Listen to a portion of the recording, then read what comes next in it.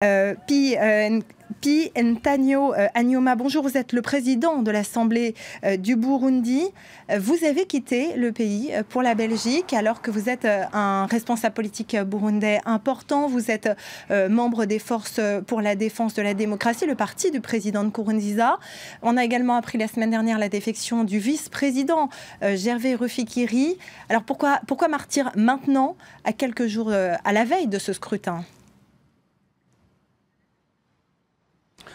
Bonjour madame. Effectivement, je suis président de l'Assemblée nationale et momentanément, je suis contraint de rester ici en Belgique où je suis arrivé à la faveur d'une mission que j'avais programmée pour aller à Genève à l'Union interparlementaire. Je suis resté ici étant donné les difficultés qu'il y a dans mon pays, des difficultés qui sont consécutives au troisième mandat illégal du président de la République. C'est un mandat qu'il est en train de chercher, c'est un troisième mandat, mais la Constitution, les accords d'Arusha, quand on les lit attentivement ou quand on lit les publications qui ont été faites par des spécialistes, on se rend compte que ce mandat est un mandat qui serait illégal. C'est cela que nous lui avons signifié et la réaction a été de provoquer des vexations, provoquer des humiliations à l'endroit de tous ceux qui avaient attiré l'attention du président et de notre parti sur le fait que son mandat était un mandat qui pouvait causer des problèmes. Et il a causé des problèmes parce qu'il a provoqué un tollé, des contestations. Il y a eu beaucoup de morts. Nous avons beaucoup de réfugiés à l'extérieur. Et maintenant, à la veille des élections, de ce forcing vers les élections de demain, j'aimerais attirer l'attention de son Excellence le Président de la République. J'aimerais l'interpeller. J'ai été son collaborateur pendant légèrement plus de 8 ans et j'aimerais lui dire que son mandat vers lequel il veut aller est illégal. J'aimerais lui dire que ce forcing vers les élections n'a pas de sens. Les médiateurs, le médiateur qui a été envoyé par le secrétaire général des Nations Unies, les médiateurs qui ont été envoyés par l'Union africaine, le médiateur qui a été envoyé par les pays de la communauté de l'Afrique de l'Est auquel le Burundi adhère, le médiateur, tous les médiateurs, tous les hommes de bon sens qui sont au Burundi nous conseillent de postposer ces élections pour pouvoir organiser des élections inclusives, organiser des élections consensuelles.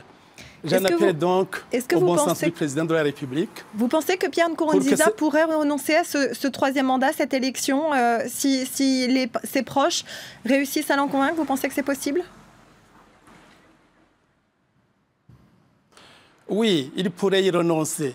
Il pourrait y renoncer et il pourrait organiser, à l'aide des médiateurs qui sont au Burundi, un dialogue inclusif pour que le Burundi, qui a déjà montré ses capacités de faire des sursauts positifs, puisse faire cette fois-ci aussi un sursaut positif et organiser des élections inclusives qui pourraient réconcilier tous les Burundais, qui pourraient permettre aux Burundais qui ont été exilés de rentrer au Burundi. Alors justement, vous parliez du nombre de personnes de Burundais qui ont quitté le pays. Il y a, je mentionnais tout à l'heure Gervais Rufyikiri, le vice-président. Vous-même, il y a également des membres de la Cour constitutionnelle, plusieurs hauts responsables politiques ou de la justice burundaise qui ont quitté le pays. Il y en a pas mal qui se sont retrouvés à Bruxelles où vous vous trouvez en ce moment. Est-ce que ce sont des personnes que vous rencontrez, opposants ou partisans, au contraire de Pierre Nkurunziza ou tout de suite, vous êtes en contact les uns avec les autres? Il y en a que j'ai déjà rencontrés, mais je ne les ai pas encore rencontrés tous. Je compte les rencontrer dans les jours qui viennent. c'est des Hutus et des Tutsis, parce qu'au Burundi, ce clivage ethnique était en passe d'être dépassé, justement grâce aux accords d'Arusha qui nous avaient permis de surmonter ce clivage. Et c'est justement pour cette raison qu'au Burundi, Hutus et Tutsis se sont mis ensemble pour demander au président de faire respecter et de respecter lui-même les accords d'Arusha en se limitant aux 2 mandats qui sont permis par la Constitution et les accords d'Arusha.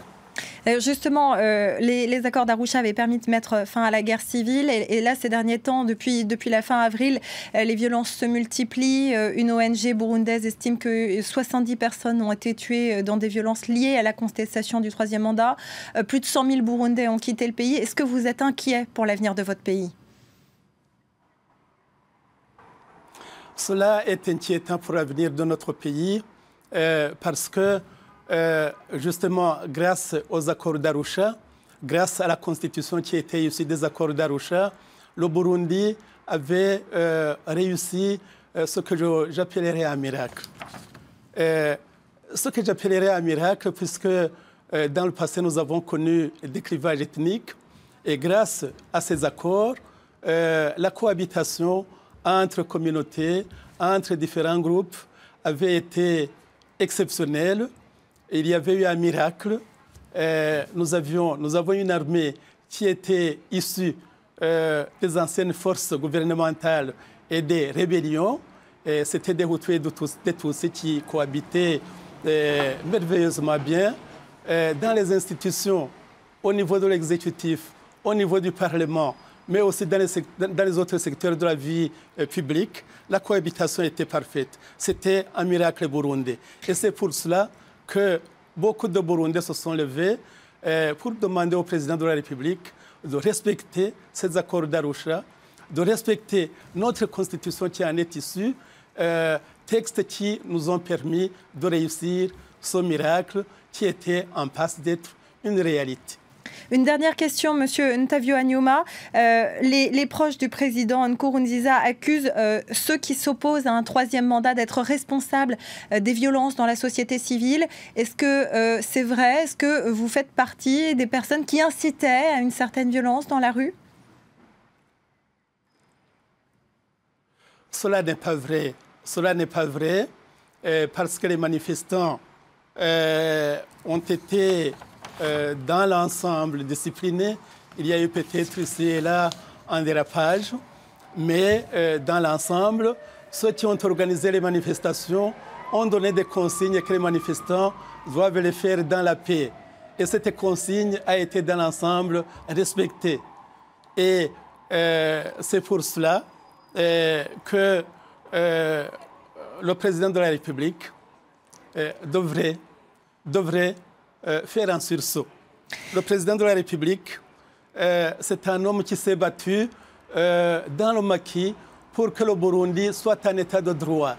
Et nous voudrions lui demander qu'il fasse un sursaut pour qu'après quelques années de pouvoir, il n'établisse pas un pouvoir qui ne respecte pas la loi, un pouvoir qui ne respecte pas la Constitution, un pouvoir qui ne respecte pas les textes fondateurs de la République, notamment l'accord d'Arusha qui nous avait permis de réussir ce miracle de cohabitation entre les différents groupes au Burundi.